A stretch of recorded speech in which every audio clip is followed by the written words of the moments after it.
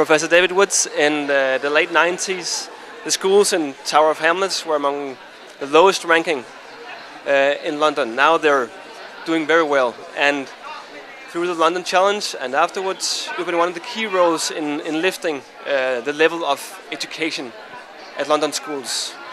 You said one of the first steps was to make teachers face the facts, school leaders face the facts. The next step was a mobilization of the best teachers. What did you do there? What do we do? With the mobilization of the best knowledge and the best teachers?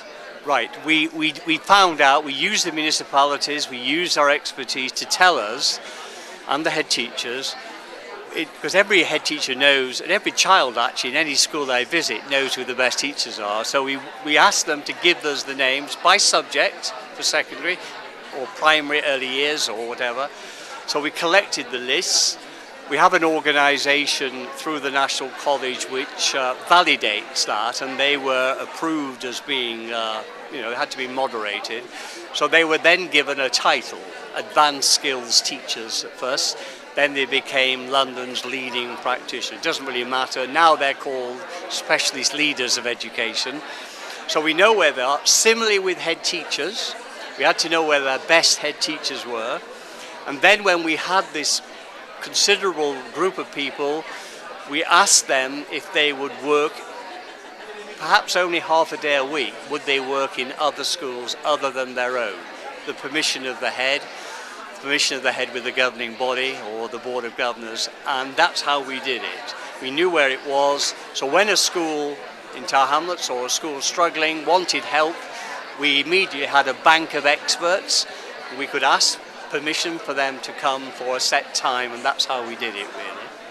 So they became London school leaders and not just school leaders? School leaders and London's expert teachers, basically. We had a rule that if you helped a school, you didn't help in the same municipality. There's 33 in London, because that would have been difficult in the same area. So you always took a school teacher or a leader in London. That's only 3 miles away, by the way, because as you know, it's a dense and packed city. But apart from that, we had this considerable interchange of school visits, learning walks, partnership visits, all every day in London schools. Still goes on today. The aim was to lift especially students in deprived areas. You had, of course, other tools, partnerships in the areas as well? We have other tools. We would say in Tower Hamlets we had a powerful business partnerships, and they would sponsor schools, send their graduates, employees to do reading or maths. We challenged the local university to get into a partnership. We wanted all schools to have a partner university and a partner business or a partner agency, so that they had, as it were, the team around the school. The school cannot do it on its own. It needs partners, and we wanted to create for the most deprived schools the concept of the team around, just as you do with a child who's struggling, the social worker and everybody else, you have the team around the child. We wanted a team around the school. As you know, in Denmark we're also implementing a huge school reform starting last year. Have you got any recommendations concerning what to be especially aware of if the goal is to lift the disadvantaged kids?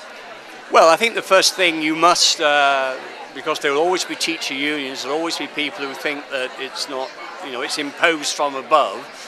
The first thing to do is to make them part of the solution by consulting them, and if you can, the teachers, but the teachers and the school leaders, because you can have all the reform programs in the world. If the teachers and leaders don't do them or don't do them very well, it's not going to work. So that's the first. The second recommendation, however, is to challenge those schools who are not responding to the program. And be very challenging to say to them, you should do better, you've had a year, 2 years, why aren't you doing it? Link them to best practice. We, in Denmark, you'd never do this, but if after several years nothing was happening, for the sake of the children, who only get one chance, we would be saying possibly to the leader of the school, you cannot continue as a leader of the school. Now that's tough, and you may not do that, but that's extreme. But I'm trying. Everybody knows you can have all the support in the world, but you are accountable. You know, the figures, you know, those brutal facts are there. Why are your free school meal children still performing badly after 2-3 years? Why are your ethnic? Well, that's an accountability for the teachers and leaders of that school, isn't it? So be consequent if you see no progress. Indeed, and that we're tough on that. I doubt whether Denmark would be as tough, but you can give them. We gave them all the support in the world, but in return for which you have to see progress, don't you? Otherwise, the system. So yes, support them, motivate, morale, do everything for them, but accountability, accountability, accountability. It's your job then to deliver the outcomes. You told us that was a problem. We fixed that problem for you. Why then? And it's the quality of teaching and the quality of leadership in the end that matters. Thank you. Thank you.